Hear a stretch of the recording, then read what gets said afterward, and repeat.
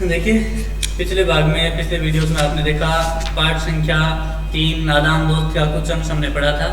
कहानी थी जिसके 2 भाग पढ़े थे। तीसरा खंड हमें पढ़ना था इस कहानी का। आज हम इसका अध्ययन करेंगे।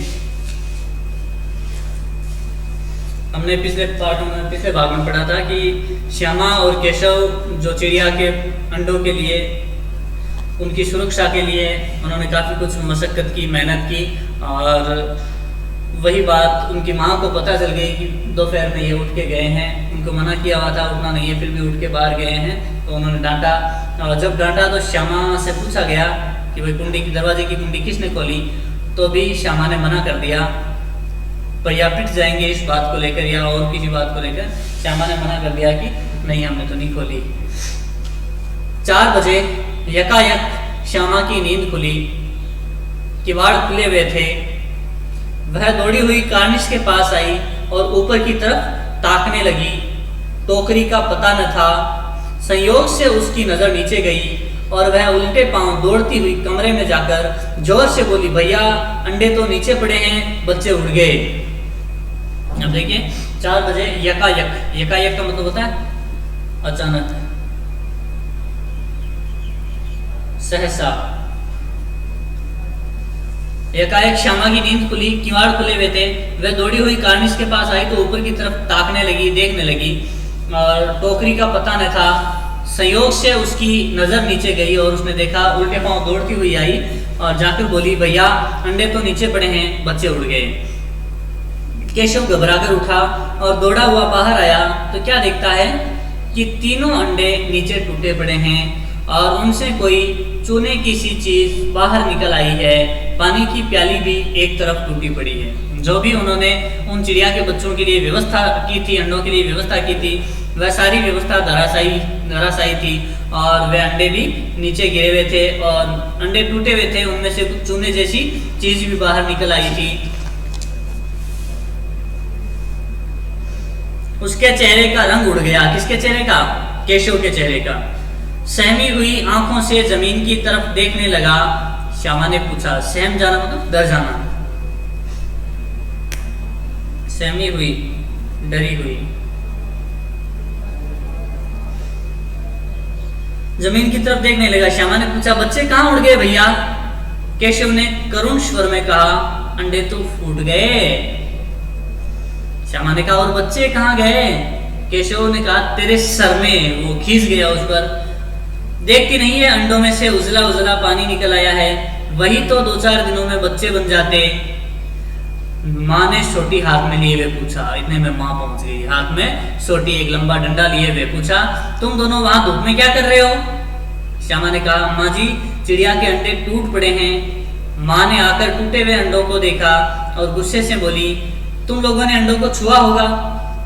अब तो श्यामा को भैया पर जरा भी तरस नहीं आया। जो अपने भैया को बचा रही थी थोड़ी देर पहले, अब उसे जरा भी तरस नहीं आया। तरस का मतलब यहाँ रहम, दया।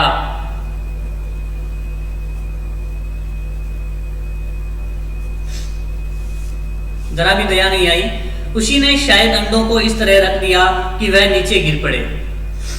इसकी उसे सजा मिलनी चाहिए। बोली, इन्होंने अंडों को छेड़ा था अम्मा जी। अब उसमें श्यामा ने सोचा, हो सकता है भैया ने ही ये अंडे इस तरह से रखे थे, ध्यान नहीं दिया था, इस वजह से ये अंडे गिर पड़े हैं। तो उसने सोचा, हाँ अंडे फोड़ने का, तोड़ने का कार्य केशव की वजह से हुआ, तो अब तो इसको सजा मिलनी चाहिए, इस बात का दंड मिलना चाहिए। बोली, इन्होंने अंडों को छेड़ा था अम्मा जी। माँ ने केशव से पूछा, क्यों रे? केशव भीगी बिल्ली बना खड़ा रहा। माँ ने कहा, तू वहां पहुंचा कैसे?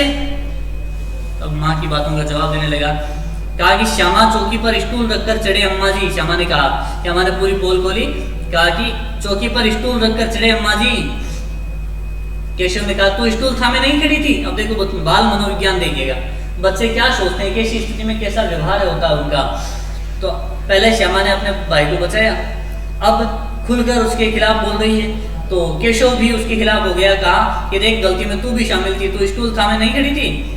तो श्यामा ने कहा, तुम्ही ने तो कहा था स्टूल थामने का, कहा किसने था? तो माँ ने कहा, तू इतना बड़ा हुआ, तुझे अभी इतना नहीं मालूम कि छूने से चिड़ियों के अंडे गंदे हो जाते हैं, चिड़िया फिर उन्हें नहीं सहती। तो कहा, माँ ने समझाया कि तो इतना बड़ा हो गया, तुझे मालूम नहीं है किसी भी पक्षी के या चिड़िया के अंडों को अगर छू लिया जाए तो वे गंदे हो जाते हैं और फिर चिड़िया उनके पास में नहीं आती। श्यामा ने डरते डरते पूछा, तो क्या चिड़िया ने अंडे गिरा दिए हैं माँ जी? माँ ने कहा, और क्या करती? केशव के सिर इसका पाप पड़ेगा। हाय हाय, 3 जाने ले ली दुष्ट ने। माँ जी ने मुझको गालियां दी केशव को कि इस दुष्ट ने 3 जाने ले ली, 3 जानों को खत्म कर दिया। केशव के सिर इसका पाप पड़ेगा, केशव को इसका पाप लगेगा। केशव रोनी सूरत बनाकर बोला, मैंने तो सिर्फ अंडों को गद्दी पर रख दिया था अम्मा जी। माँ को हंसी आ गई, मगर केशव को कई दिनों तक अपनी गलती पर अफसोस होता रहा। अफसोस, दुख।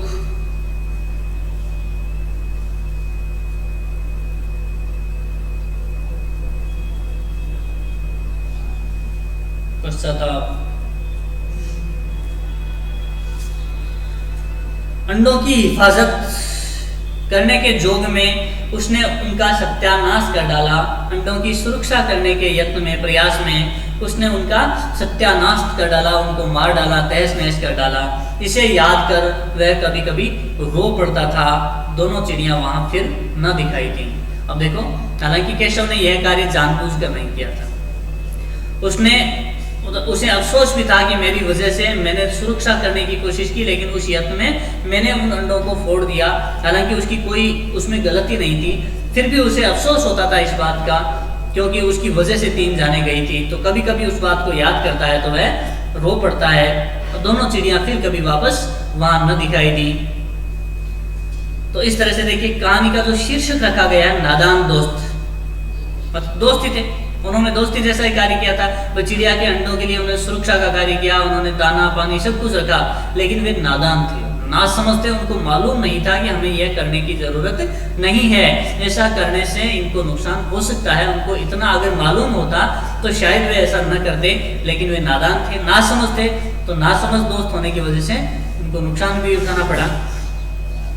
तो आप कभी ऐसा न करें। इससे हमें सीख भी लेनी है कि कभी भी इस तरह से पक्षियों को न सताएं, और इस तरह से बिना पूछे, घर में जो भी बुजुर्ग हैं, जो भी बड़े हैं हमसे, उनसे बिना सलाह लिए, बिना पूछे कभी भी ऐसा कार्य न करें।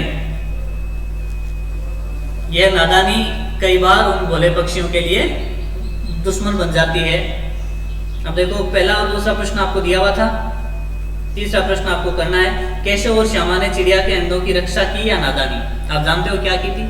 वास्तव में रक्षा हुई उन अंडों की या नादानी साबित हुई? इसके अलावा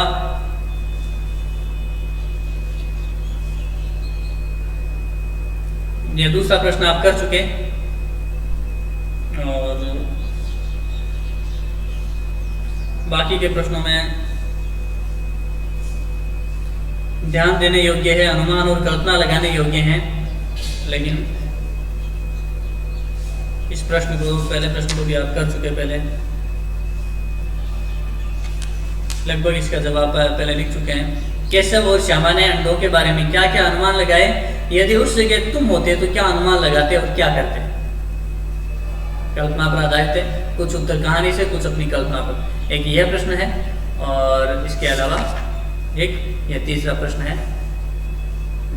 ये 2 प्रश्न आपको अपने मुख्य नोटबुक में करने हैं।